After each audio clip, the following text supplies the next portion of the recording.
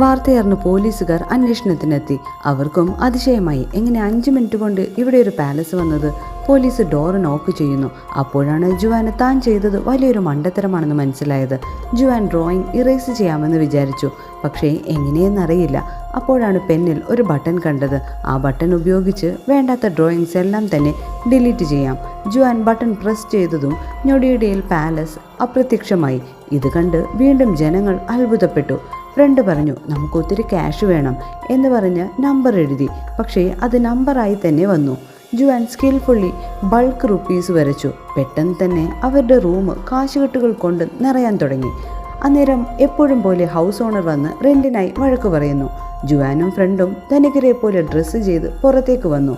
അവരുടെ കയ്യിൽ ഒത്തിരി ക്യാഷ് ഉണ്ടായിരുന്നു. അയാൾക്ക് ക്യാഷ് നീട്ടി 100 വർഷത്തേക്കുള്ള റെന്റ് ഇതാ എന്ന് പറയുന്നു. അയാൾ ഇത് കേട്ട് ഷോക്കായി. എങ്ങനെ ഇവന് ഇത്രയും കാശ് ലഭിച്ചു എന്നായി അയാളുടെ ചിന്ത.